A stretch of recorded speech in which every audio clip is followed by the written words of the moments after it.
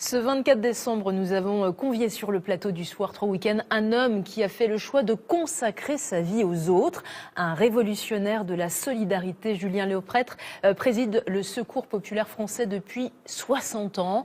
Bonsoir monsieur, merci d'être des nôtres ce soir. Les festivités de Noël, ce soir c'est le réveillon. Les familles sont rassemblées pour l'essentiel, mais pour les plus démunis, bien c'est souvent un moment délicat qui rappelle sa fragilité, qui rappelle sa précarité. Et votre action ce soir, elle est essentielle. Tout à fait, oui. Il faut dire que cette idée du Père Noël vert a fait son chemin. J'ai le souvenir d'un gosse qui m'a regardé et qui m'a dit il est beau ton Père Noël, mais il n'est pas mûr. C'est entendu.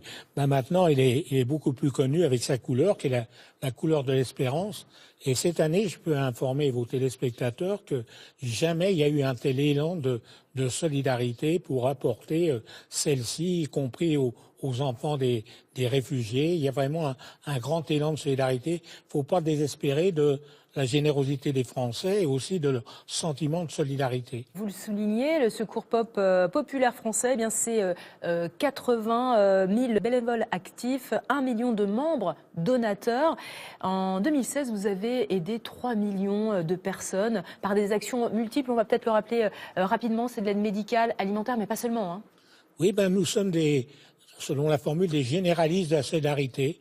Un gros effort dans le domaine alimentaire. Nous sommes les premiers de toutes les associations concernant le domaine alimentaire, avec 180 millions de repas l'année dernière. À ce sujet, j'alerte aux téléspectateurs parce que ça vient de l'Europe. Nous avons eu beaucoup de difficultés à maintenir cette aide, oui. Et il est question qu'en 2020, elle soit supprimée. Ce qui sera un coût terrible pour nous, parce que sur les 180 millions de repas que nous distribuons, il y en a la moitié qui vient de l'Europe, vous voyez. De l'Union européenne. Pour qu'on ne gâche pas la marchandise. Sinon, il y a l'alimentaire, il y a le vestimentaire. L'éducation, les vacances, bien évidemment. Il y a la culture, il y a les vacances. 70 000 enfants qui partent en vacances pour la première fois avec vous. Oui. Parmi vos indignations, elles sont nombreuses. On sent bien que vous êtes porté par l'élan du cœur, mais c'est aussi l'élan de l'indignation, de la colère qui vous porte depuis 60 ans à la présidence de cette grande association. Aujourd'hui, qu'est-ce qui vous révolte ? Il y a toutes les injustices, tout le fait que les gens sont privés de vivre d'une façon, je dirais, normale. C'est toute cette misère qu'il y a sur les gosses. Aussi parce que c'est douloureux de voir la situation des gosses en France et que dire de l'étranger. C'est pourquoi nous avons créé un mouvement Enfants copains du monde qui se développe justement pour faire reculer toutes ces idées racistes, antisémites. Cette année, c'est un exploit. Le Secours populaire a organisé 31 villages enfants copains du monde et nous avons reçu des enfants de plus de 50 nationalités. L'idée, c'est quoi ? C'est qu'ensemble, on se connaît. Oui, c'est ça. Vous avez trouvé la formule. Ensemble, on se connaît plutôt que de se fuir. C'est ça. On participe ensemble à des activités plutôt qu'à se tirer dessus. Vraiment tout un travail d'éducation populaire. La problématique du mal logement, 4 millions de Français, 4 millions de personnes en France souffrent de ces difficultés, sans logement, mal logés. Oui.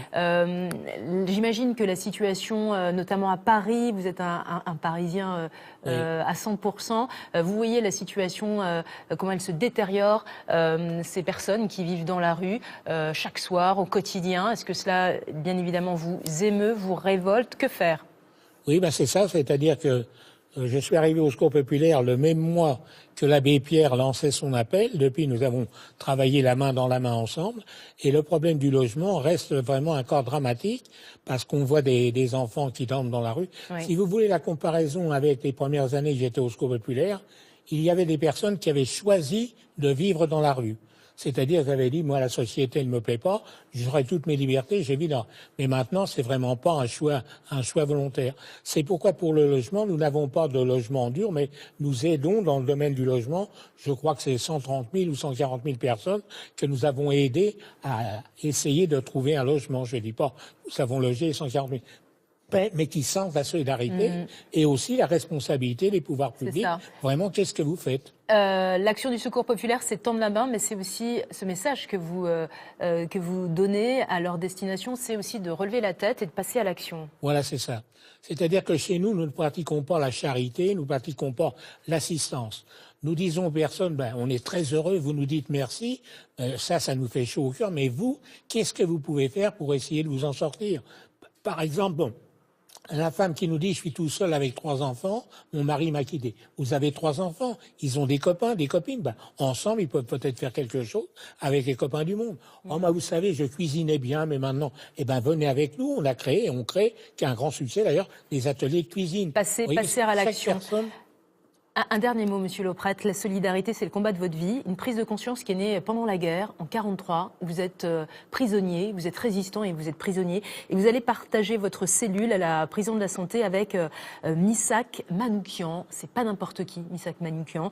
C'est le chef du groupe appelé l'Affiche Rouge. Ces francs-tireurs étrangers, cette main-d'œuvre immigrée, des étrangers qui sont battus pour la France libre. Ils vont être cruellement torturés, exécutés par les nazis, mais cet homme, il va vous dire quelque chose de décisif et ça va changer votre vie. Hein. Oui, c'est ça, oui. Il vous dit quoi? Il m'a dit, toi petit, tu vas t'en sortir. Oui. Il faudra continuer la lutte.